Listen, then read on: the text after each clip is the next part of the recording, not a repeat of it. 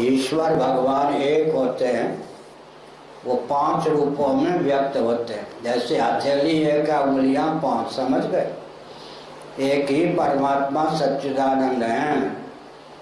वे जब सृष्टि बनाने का काम करते हैं तब उन्हीं का नाम ब्रह्मा, हिरण्यगर्भ या सूर्य हो जाता है। पालन का काम करते हैं तब उन्हीं का नाम विष्णु होता है। संहार का काम करते हैं तो उनका नाम शिव हो जाता है। निग्रह या तिरोधान का काम करते हैं तो उनका नाम शक्ति हो जाता है। अनुग्रह का काम करते तो उनका नाम गणपति हो जाता है। एक ही परमात्मा सृष्टि काल में 5 रूपों में स्वयं को व्यक्त करते हैं। सूर्य के उपासक को, भगवान सूर्य के उपासक को सौर कहते हैं। विष्णु जी के उपासक को वैष्णव, शिव जी के उपासकों को शैव, शक्ति के उपासकों को शाक्त, गणपति के उपासकों को गणपति कहते हैं। ये जो 5 देवता हैं और इनके जो शास्त्र सम्मत अवतार हैं, जैसे विष्णु भगवान के अवतार श्री रामकृष्ण आदि, शिव जी के अवतार कौन, हनुमान जी आदि, ऐसे ये 5 देव और इनके शास्त्र सम्मत जो अवतार हैं वो सनातन धर्मियों के मठ मंदिर में पूजित और प्रतिष्ठित होते हैं। इसलिए कुल परंपरा से जो इष्ट देव हों या पूर्व जन्म की साधना के बल पर जिनके प्रति स्वाभाविक रूप से आकर्षण हो, समझ गए। यहाँ की रेखाएं भी बता देती हैं। जैसे शर्मा जी हैं तो इनमें त्रिपुंड की रेखा है, कुछ बारीकी है, किसी में कुछ, किसी में ऐसे ऊर्ध्वपुंड की रेखा होती है, किसी में बिंदी की रेखा होती है। इन सब से भी पता चल जाता है कि पूर्व जन्म में किसी ने, और किसी को एक छपाचट कुछ नहीं, समझिए कि पूर्व 2-4 जन्मों से इसने देवी देवता की आराधना नहीं की।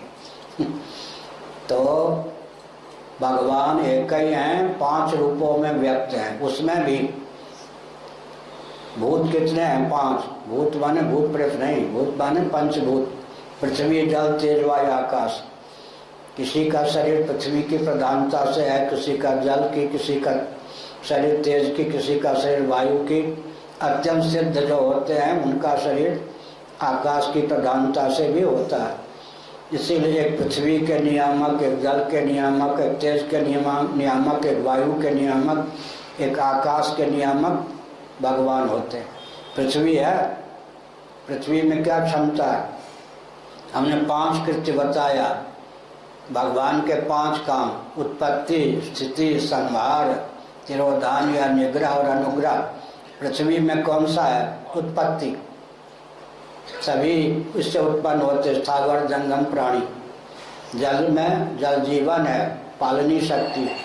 तेज संहार की शक्ति, आग। और जो वायु है निग्रह की शक्ति है। आकाश में अनुग्रह की शक्ति है। आकाश ही पृथ्वी, जल, तेज, वायु को साधे हुए है। इसीलिए एक एक भूत में एक एक विशेषता है। एक एक भूत माने पृथ्वी, जल, तेज, वायु, आकाश को नियंत्रित करने हुए के लिए 5 देवों में एक एक देवता की भावना की गई है। इनका नाम कार्य ब्रह्म होता है। पृथ्वी, जल, तेज, वायु, आकाश कार्य। इसके बाद कारणम ब्रह्म, माया, माया का नियामक वही भगवान बन गए तो कारणम ब्रह्म। अब पंचभूत और माया दोनों से पृथक भगवान को देखें तो कार्य कारुणातीत परब्रह्म। इसीलिए हमारे यहाँ कोई दिमाग में टेंशन की जरूरत नहीं, तनाव की आवश्यकता नहीं है। एक ही भगवान 5 रूपों में व्यक्त होते हैं।